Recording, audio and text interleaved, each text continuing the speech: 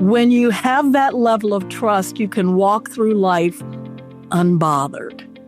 You can do what comes up next unbothered. You can go and hang out with my buddies in the hood unbothered. You can go and sit in the White House unbothered. You can go through life when you have that level of trust and that level of faith. You can be unbothered.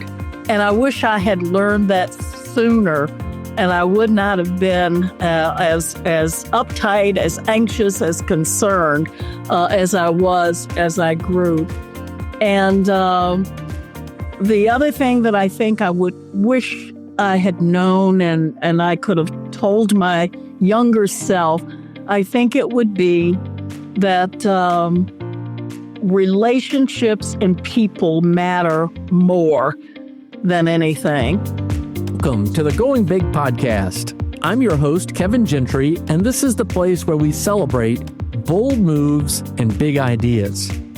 Each week, I sit down with inspiring leaders, entrepreneurs, and change makers who are making a significant impact in their careers and in their communities. Whether you're looking to level up your leadership, pursue your passion, or just get inspired to take your next big leap, this is where those stories come to life. Now, if you're listening on iTunes, YouTube, or anywhere else you tune into podcasts, be sure to hit that subscribe button so you'll never miss an episode. Now, let's dive in to what it means to truly go big. Well, ladies and gentlemen, today on the Going Big podcast, it's a real treat to have Kay Coles-James. She is surely one of the most remarkable people I have ever known. As you're about to see, she has the resume of at least 5 different people. She has been the National Director of the Office of Personnel Management. So that means in a presidential administration, that's the head of human resources. She has served in multiple presidential administrations. She's been a cabinet secretary in at least 2 Virginia gubernatorial administrations. She's been the president of the Heritage Foundation, one of the most widely supported and influential think tanks. She's been a college dean. She served on the Fairfax County, Virginia School Board. She has been on the board of James Madison University and Focus on the Family. She's held many other roles. She's been an author, founder of the Gloucester Institute. We got a lot to talk about today. Kay, you are the epitome of going big. But here's my first question for you. Yes. I first met you a while ago. I think it was about 40 years ago. So that would mean you were like 7 or 8 years old. For sure. Yes. And you were speaking at an event and you were the spokesman for the National Right to Life Committee. And I was just blown away about your personal story and about how you shared it. So if you wouldn't mind, kick us off. Tell us about how you kind of came into this place. And then we can cover a lot for the next 40 years after you start us off. Wow. Well, first of all, Kevin, thank you so much for having me here and to be with you, who are a very special, longtime friend. Just thank you. It's amazing to me when I sit back and listen. I had no idea that I had the privilege of doing all that stuff. Hearing it all at one time just makes me tired listening to it. But I did get started and get pulled out of my kitchen as a housewife and a mom because I was so concerned about the fact that there was a member of the human family that I thought was underrepresented. And I didn't put all the pieces together until I was standing on a stage talking about the abortion issue. And my opponent challenged me and said, "How dare you, with your middle-class values, think that you can step in and tell a poor woman how to lead her life? And what self-respecting mother would bring a child into the world under these circumstances?" And, she just went on and on and on. And the more she talked, the more indignant I got. But I put some things together that I'd never really thought about before. And so my response to her, which is what I shared on the first time you and I ever met, was that I was curious as to how she would in fact, counsel that woman if that woman who was pregnant was sitting in front of her, a poor woman, a woman that already had 5 children, couldn't feed her family, didn't know how in the world she was going to keep heat in the house and maintain any kind of normal life for the kids she already had. And my opponent had said no self-respecting woman would bring a child into the world under those circumstances. And I explained to her that I had a vested interest in how she would counsel that woman because that woman was, in fact, my mother. And I was born to a welfare mom who couldn't afford to go to the hospital. I was delivered by a nurse midwife on a kitchen table. That's why I like to tell people I was born in the kitchen, because I, in fact, was. And I put those pieces together for the first time, and it was a very compelling story, I think. And it helped me to shape my views on the life issue, which drive me to this day. The fact that, I couldn't give her on the pre-birth side of the womb some sort of certificate that I was going to be a contributing member of society. But Kevin, I think God has blessed me with an incredible life, with incredible opportunities, and there's no way anyone could have predicted back in 1949 on a kitchen table in Portsmouth, Virginia, that I was going to have the opportunity to contribute to our world like I did. And so I decided to dedicate my life to making sure that every preborn child had the right to live and walk and love among us, and that they would be welcome to our world. And we can't predict on the pre-birth side of the womb how someone's life is going to go.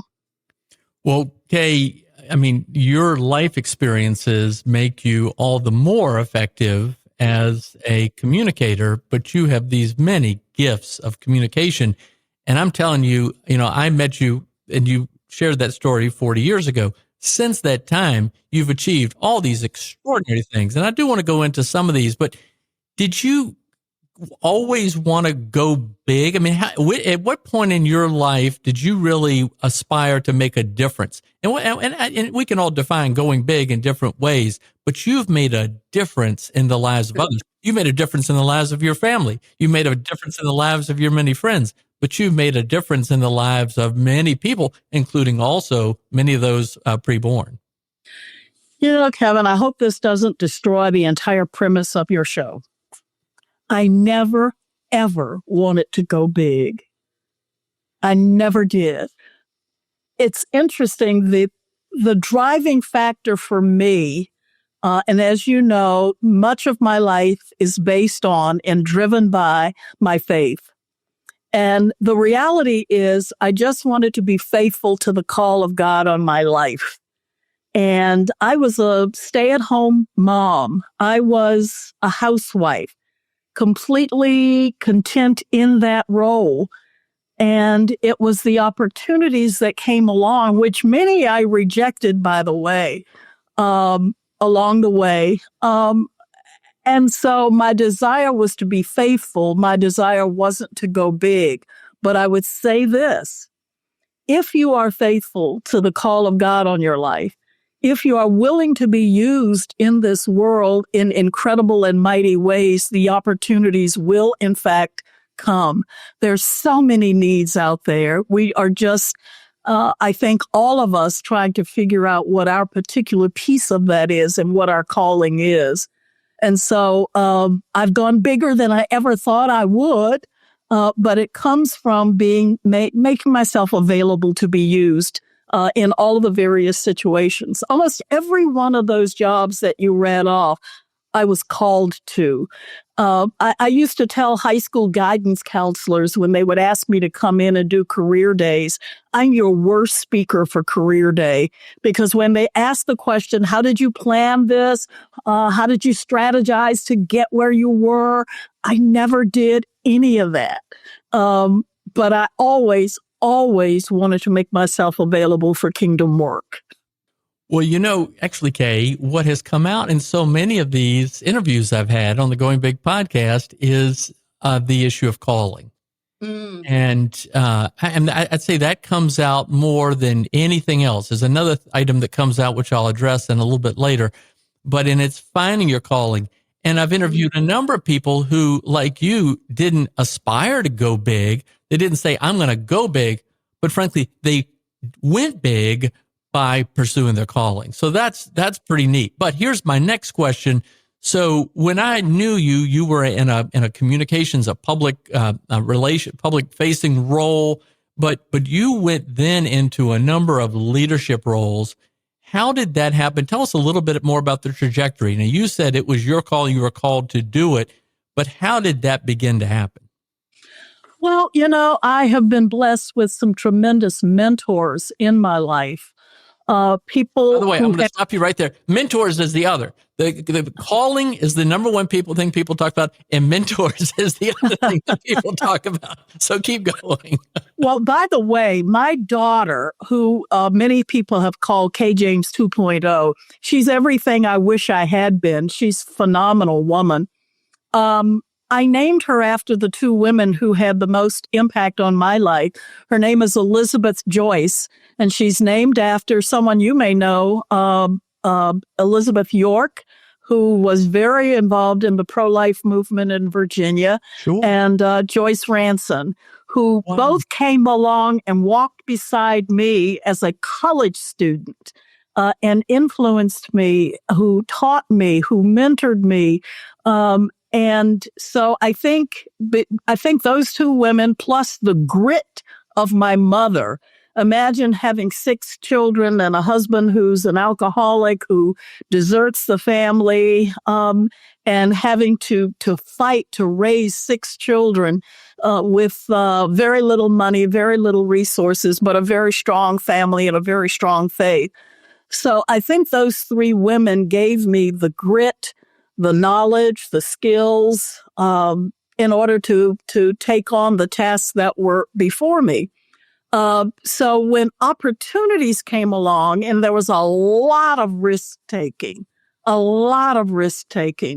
but when you have sort of the love and the security of family and friends and your faith, you can take those risks and you end up going big, whether you intend to or not. Well, okay, so you've been a trailblazer in many respects, especially in public life and public service, which is another just remarkable thing. Tell us a little bit about that and what has challenged you. Just a little bit about that, because I have a great follow up on that from a friend of yours who has a lot to say about your special gifts and your calling. But first, tell us a little bit about how you saw that in the challenges of public life. Well, public life was a real challenge for me. I was trying to balance what it meant for my first calling, which was to be a good wife and a good mother, and balancing that with all of the demands of being in public life. So that was always a challenge. And I think one of the most difficult conversations I ever had was when I was on the road and speaking somewhere, and I called home, and my youngest child said to me, "Mom, why won't you come home?" Not why can't you come home? I could have handled that a whole lot better, but why won't you come home? And trying to make sure that I always kept that balance between the calling that I felt on my life and what it meant to be wife and mother. And I remember thinking one night in a hotel room, if I saved every unborn child in America and lost one of my 3, I would have failed in God's primary mission for my life. So I always had to work hard to keep that challenge of being a good wife and a good mother there. And one of the ways that happened is by our family taking on this mission.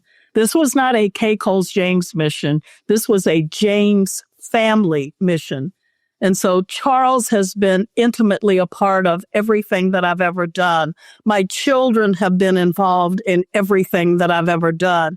And they are the support team. They are the wind beneath my wings. They are the ones that kept me going during all of those trying times. But that's always been a big challenge. And Kevin, I would say the other one is making the decisions with so many opportunities out there, which finding the right path, what is the next right thing? And I had to learn over the years how to deal with that. I can remember when I was leaving the Heritage Foundation and I got if I had $1 for everyone who said, so what are you going to do next? I'd be rich, which would be really nice. Hadn't you done enough by then? Well, I don't know, maybe not. Because what I said was I was going, and this is exactly what I did. I said, when I'm going to finish strong, run through the tape, and then I'm going to go home and sit on my sofa and watch I Love Lucy reruns until God tells me what's next. And that's pretty much what I did. And it wasn't too long before I got a call from Glenn Youngkin, and I'd already been working with him on his transition. And he asked if I would come in and serve as Secretary of the Commonwealth. And I said, well, I guess that's what's next. So that's what I did. Nice. I didn't have a grand plan or a scheme or strategy for how to make that happen. So again, I go back to making yourself available and being willing to take a risk and step into jobs and opportunities and things that you may not feel you're qualified or capable of doing. Well, you also are always such a happy warrior, so it's such a pleasure to work with you. But you touched on, life is full of trade-offs, and I had this conversation on the podcast a few weeks ago with the Reverend John Yates of the Falls Church. And said, so many times the peak time of our lives to contribute is also at that point when we are newly married and raising a family, and making those trade-offs. And how do you do that? And you give your credit to your husband, Charles James, and your kids, but it's not easy. So go ahead. No, it is not easy. It's not easy at all. But there's some few tricks of the trade you learn along the way. And, I have learned that we have to at least 2 times a year step back from life and take stock, because you can spiral out of control. And, taking a look at your calendar and asking the tough questions about things that matter. And what I've had to struggle with over the years is you get so many requests and you want to do them all, and they're all vital and they're all important, but learning how to make decisions and choices about priorities. And, it helps to have your husband as a part of the scheduling process, because he's really good at saying no. Well, you've led institutions as varied as, think tanks, government agencies, other different nonprofits. What have you learned that it takes to lead and inspire others? Well, what have I learned? First of all, I have found out over the years that people really appreciate authenticity.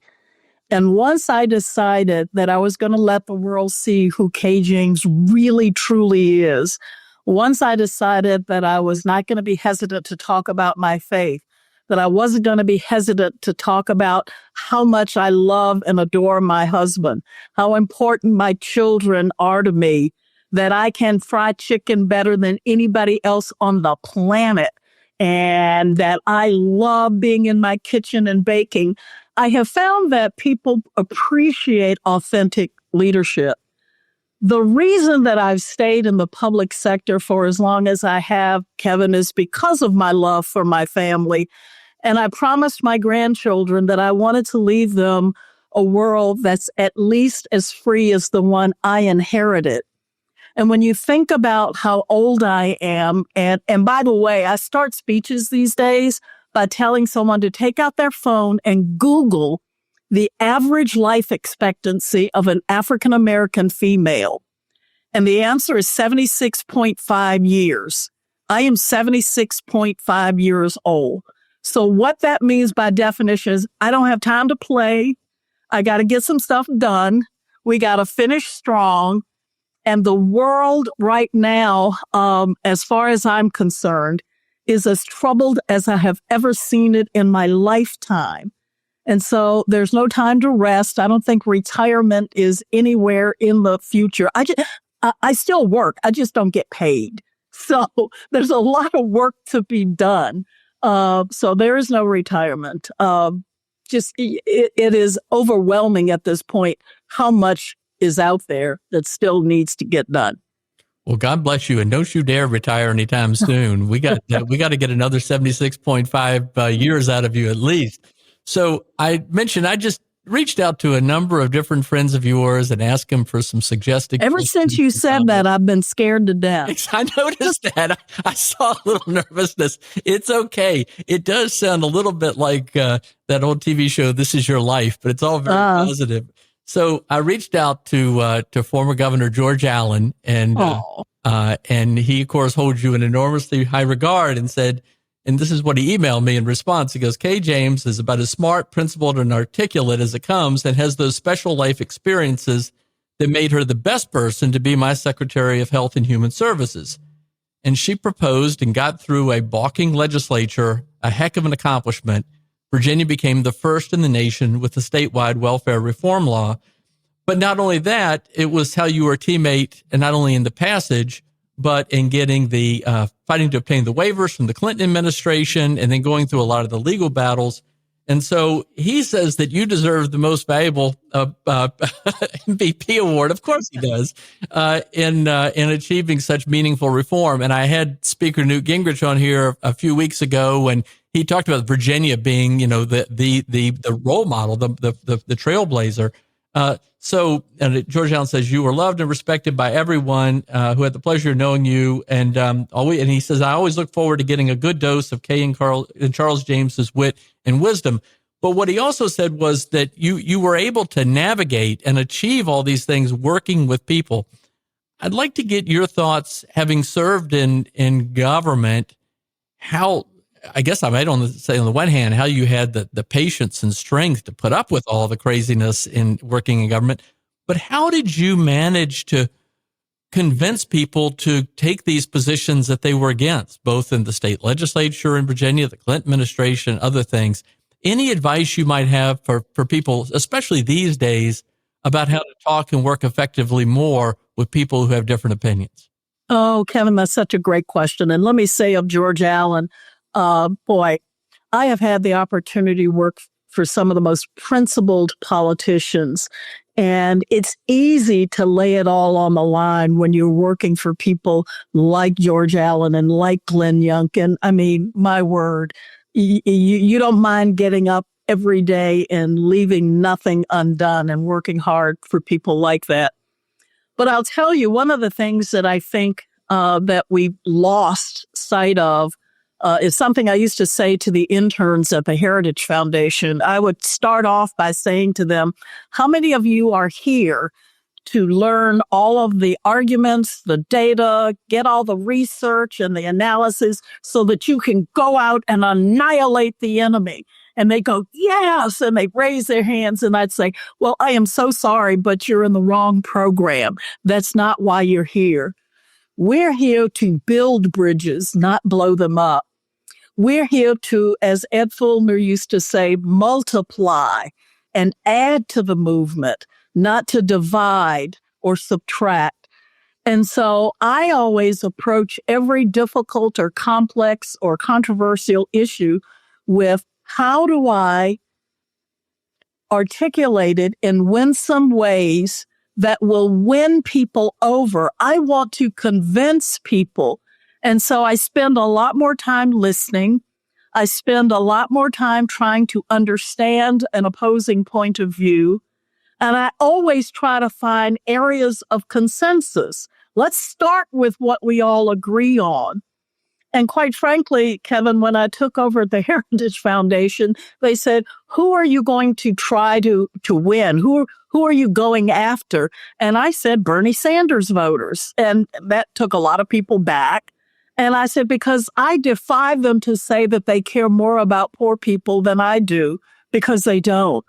I defy them to say that they care more about educating and closing the education gap in our schools, because I care deeply about that. I care deeply about the health and well-being of people in our communities. We have very, very different ways of how we approach and solve those problems. But if we start at the point where we want to fix the same things, then we can argue all day long and go back and forth about the best ways to get that done. And at the end of the day, I felt confident in making those assertions because we have the research, the data, and the analysis to show that our perspectives are the ones that produce the right results. Wow. Well, my next question was going to be, how do you serve and stay true to your values? But I think you just answered that. That's really quite extraordinary, Kay. Thank you.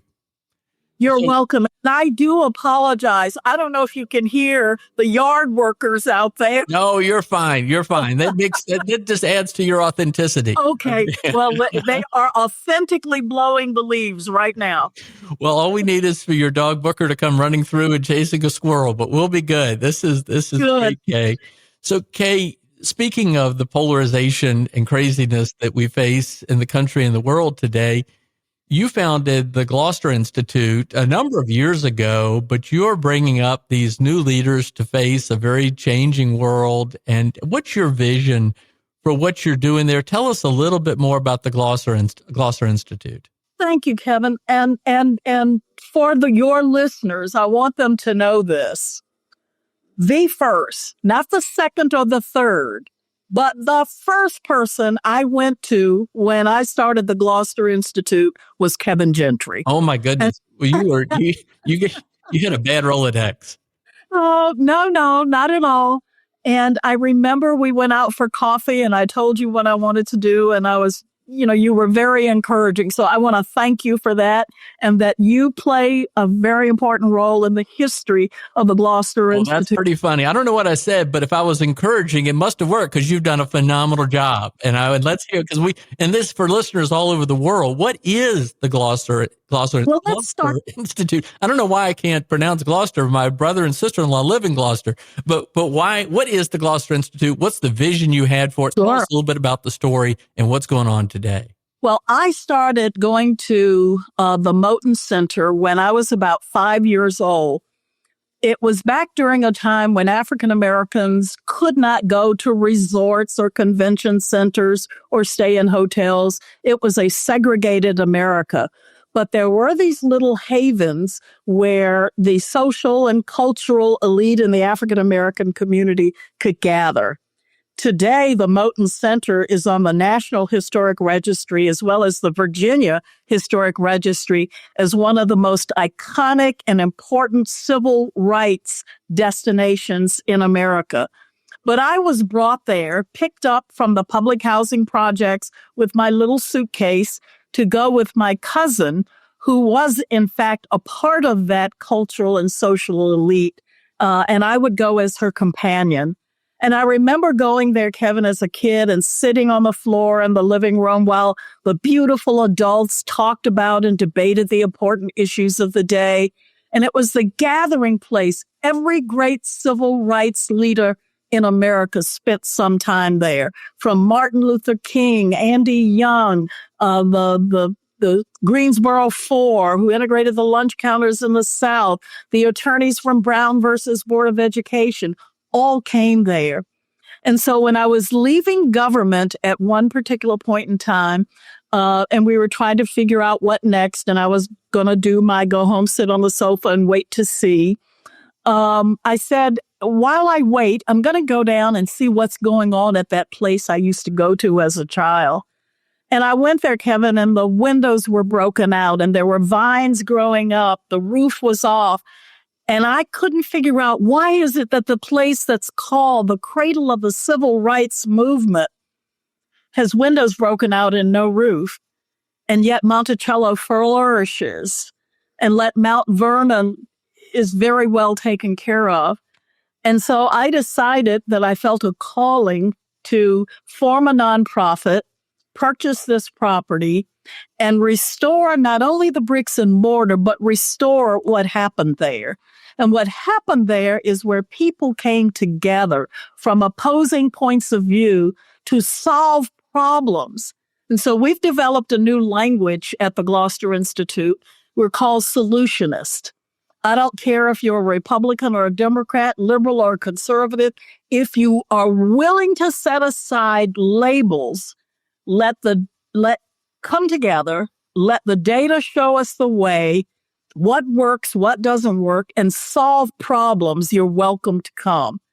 And so we are raising up a generation of solutionists at the same time we're preserving the historic legacy of that property. So we take these young people, identify the leaders on their college campuses, and give them the requisite skills that they will need to lead. How to build consensus, how to be critical thinkers, how, in fact, to solve problems, how to work across party lines. And so if there's no other place in the country or no other place in the Commonwealth of Virginia, here at the Gloucester Institute, our desire is to bring people of goodwill together to solve the big, important problems of the day. And so we've taken on every issue. I don't care how controversial. If you're willing to listen, willing to work, and really want to solve problems, you're welcome. If you want to yell bumper stickers at each other, if you want to be partisan and tribal, there's no place for you there. But if you really want to fix the problems that face our world and our country today, this is the place to come, the place to be. And so we create an environment where that can happen. It's a 9-bedroom mansion on the banks of the York River. We've included things that enhance that experience so that you can be there and relaxed with people of differing and diverse perspectives and points of view. And we've seen so many good things come out of that. We've seen real conversations take place. And Dr. Moten, whose home it was, by the way, sincerely believed that the really big, scary, hairy issues of the day are resolved basically outside of government anyway. And it's by people who make up their minds that they want to see a better world, that they want to do things differently. And so he would say, if there's a problem to be fixed, who are the 10 people that if they agreed could solve it today? Sometimes that may be a politician. Sometimes it may be a pastor from a local church. Sometimes it may be a community organizer. Sometimes it could be a college president. But if you bring those people together to attack the important problems of the day, big things can happen. Wow. Well, ladies and gentlemen, I told you that that Kay James has the resume of 5 different people, so we could just talk about the Gloucester Institute on the Going Big podcast. But and if people want to learn more, how could they just Google Gloucester Institute? Oh, yeah. Well, with social media as it is today, we are on Facebook, Instagram. We do have a web presence, and we would encourage you to check it out and take part in some of the programs that we offer there. All right. Well, earlier we talked about the importance of calling, and we talked about the importance of mentors, and you talked about your own mentors who were key in your life, and you just also talked about your was it sister or cousin that took you to the Moten Center. Who was it? Cousin that took you to the Moten Center. Talk to us a little bit about mentors and how you see the role of a mentor and a mentee. I think that's a really key to the success of the Gloucester Institute. I run into so many people who've been mentored by Kay Coles James and love what you did for them. Talk a little bit about your thoughts there. Well, there's been some change in language over the years. We used to talk in terms only of mentors, and now we tend to talk in terms of champions. Because I have found that the people who were really important in my life didn't just mentor me, but they championed me. And so I have determined to be a champion for the young people that come into my orbit.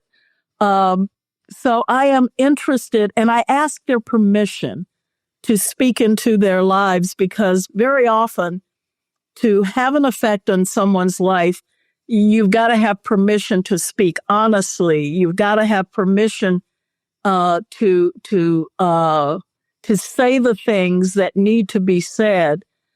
But the only way that happens is within a very short period of time, I have to convince them that I care deeply for them, that I want to see them succeed, that I don't want them to make the same mistakes that I made, that I want them to learn from all of the opportunities that I've had.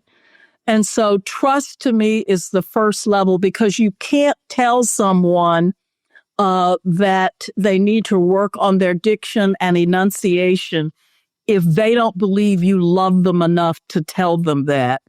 You can't tell that young girl on the college campus that her skirt is so short it's distracting unless she believes you have her best interest in mind.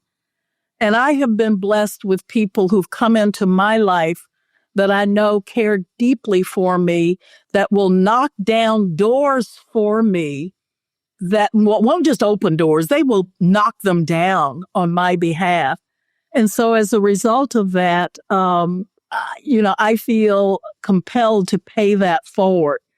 And so I have become the champion for so many people because I have been the beneficiary of that in my own life.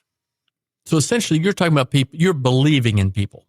Oh, there's so much potential out there, Kevin. People who have so much to add to our world that can solve these problems. And quite frankly, I am delighted to have shifted my focus from current leadership.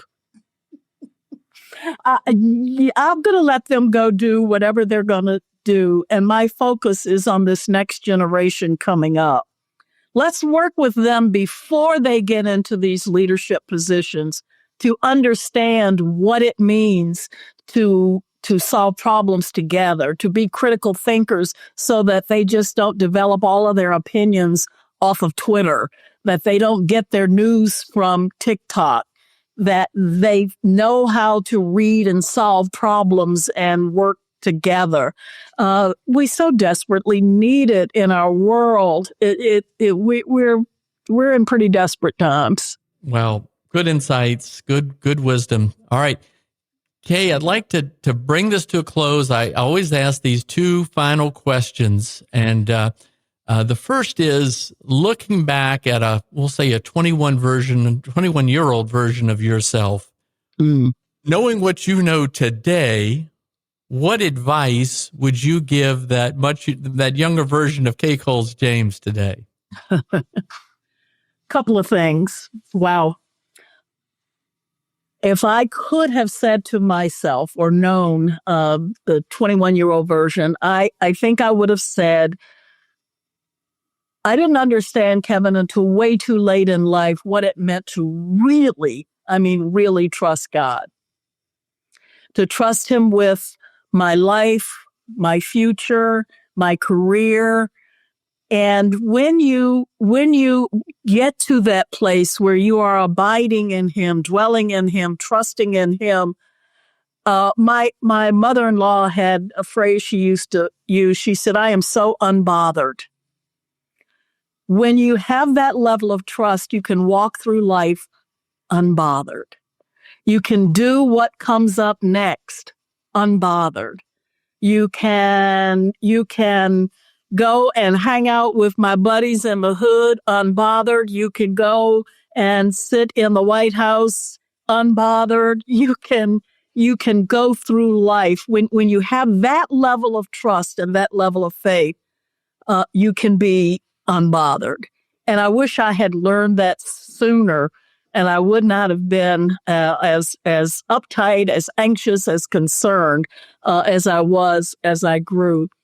And the other thing that I think I would wish I had known and I could have told my younger self, I think it would be that relationships and people matter more than anything. I am not going to destroy a relationship or a friendship over a difference of opinion or policy. There's so much more to a person. And I look at where we are in our country today, where we have family members that don't even speak to each other over politics. And that's so sad to me. So. All right. Well, thank you. Awesome. All good stuff. All right. So to close this out, the last question, it's amazing that you said what you did, because the other person that I reached out to for an insight is a person you mentioned earlier, and that's Virginia Governor Glenn Youngkin. And so we had Governor George Allen and then Governor Glenn Youngkin.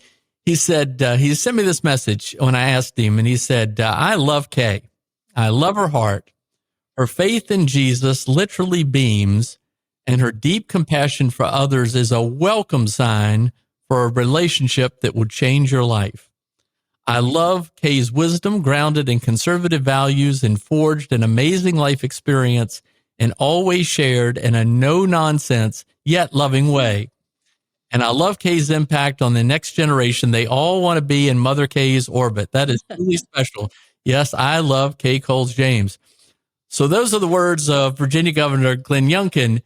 To close us out, Kay, what advice to anyone listening after what you've just said, all we've talked about, heard, how we should all think about living the kind of meaningful, purposeful life that you've led and will continue to lead for at least another 75.6 years? Oh, Kevin. First of all, that literally, not figuratively, brought tears to my eyes. I have such respect for our governor in the Commonwealth of Virginia, and I have thanked God that the crown jewel of my public service was serving him. He is just he a might remarkable. not be done yet, so there may be yet another crown jewel, but we'll go there in another podcast episode. Well, I know he's not done yet, but I also think I probably am. So I will watch from a distance and cheer him on. I will tell you, just being faithful to who you are, being an authentic person, wanting to leave. People always talk about leaving a carbon footprint. You know, what is your carbon footprint? And I want to know, what is my footprint that I am leaving on this planet? Have I done well? Have I loved well? Have I served well? And I think when you get to the end of days, to be able to look back and think about the privilege of having loved well, lived well, and served well doesn't get any better than that.